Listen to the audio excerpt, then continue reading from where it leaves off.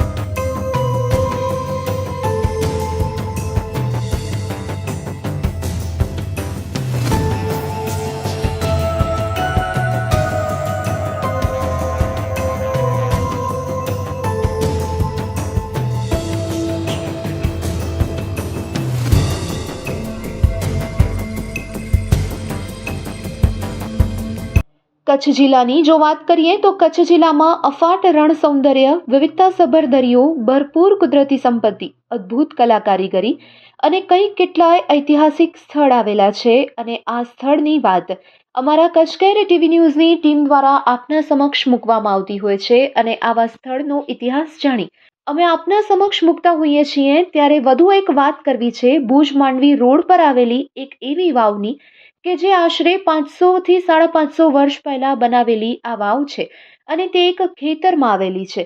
ત્યારે તે ખેતરના ખેડૂત સાથે જ્યારે વાત કરવામાં આવી ત્યારે તેમના દ્વારા જણાવવામાં આવ્યું કે આ વાવ કુલ 3 માળની બનાવવામાં આવેલી છે।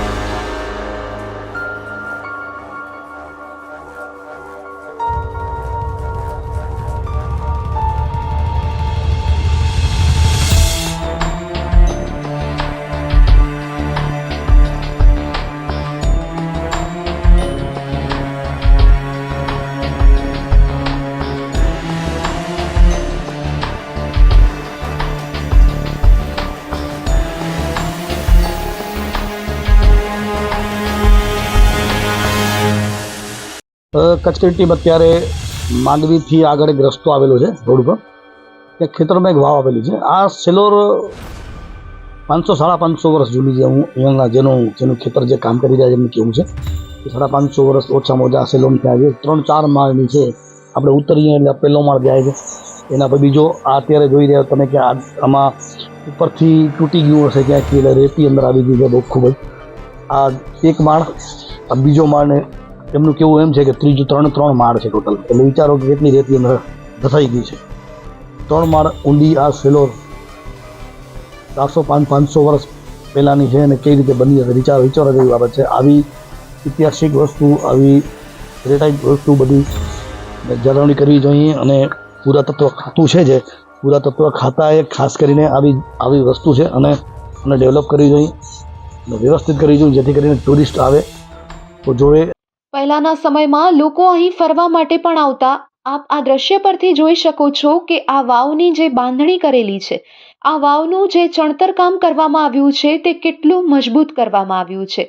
અહીં ફક્ત સિમેન્ટ નહીં પરંતુ પથ્થર અને ચૂનાનો પણ ભરપૂર ઉપયોગ કરવામાં આવ્યો છે અને તેના થકી આ મજબૂત બાંધણી આ વાવની છે.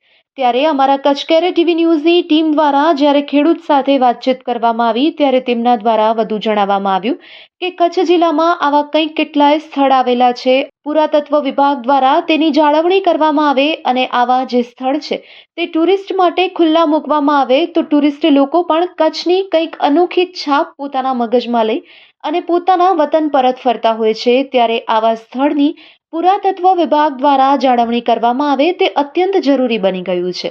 આપ દ્રશ્ય પરથી જોઈ શકો છો કે હાલ તેની હાલત જર્જરિત છે અને જો તેનું સમારકામ કરવામાં આવે અને તેની યોગ્ય રીતે જાળવણી કરવામાં આવે તો કચ્છ જિલ્લામાં આવા કંઈક કેટલાય સ્થળ આવેલા છે જે આપણે ટુરિસ્ટ માટે અને અન્ય પ્રવાસીઓ માટે ખુલ્લા મૂકી અને કચ્છ જિલ્લાનો વિકાસ કરી શકીશું. આવો આ વિશે વધુ જોઈએ કચ્છ કેરે ટીવી ન્યૂઝનો વિશેષ અહેવાલ.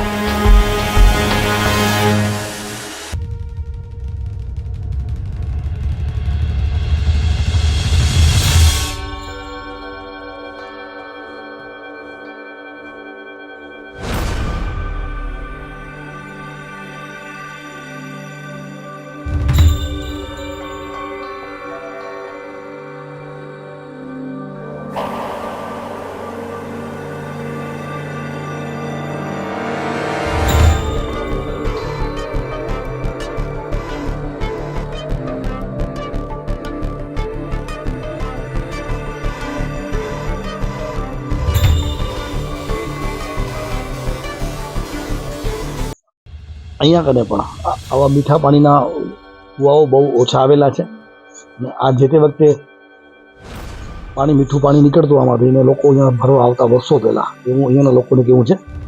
ખાસ કરીને રોડ ઉપર જ આ સેલોર આવેલી છે અને મેઇન રોડ ઉપરથી દેખાય છે. પણ ખાસ કરીને જે આની બાંધણી તમે જોઈ રહ્યા છો રાજ્યશ્રી વખતની બાંધણી છે, અત્યારના સરકાર જે પુલ બનાવે છે, બ્રિજ બનાવે છે, 2-3 વર્ષમાં પડી જાય છે. ક્યાંક બ્રિજ પડી જાય, ક્યાંક થાંભલા પડી જાય, રોડ 100 કરોડ 150 કરોડના ખર્ચે બનાવેલા રસ્તા 6 મહિનામાં ઉખડી જાય. પણ આ 500 વર્ષ પહેલાંના જો પથ્થર છે એટલે 500 વર્ષ પહેલાંની આ બાંધણી છે જેમાં સિમેન્ટ નાખા આવેલા, એમાં ક્યાંય સિમેન્ટનું નામ નથી, ખાલી ચૂનો અને પથ્થરથી આ બધી ફિટ કરેલા છે. પણ તે છતાં હજી ક્યાંય તિરાડ નથી પડી, ક્યાંય પડ્યું નથી. માત્ર ને માત્ર રેતી છે, જે વરસાદી રેતી ખેતરમાંથી અંદર ઉતરીને આ બધું દટાઈ ગયું છે. તાત્કાલિક અસરથી જો આ પુરાતત્વ ખાતું યા જેના ખેતરમાં જે સેલોર આવેલી છે સફાઈ કરાવે તો આ એક ટુરિસ્ટ પોઈન્ટ બની શકે એવું લાગી રહ્યું છે.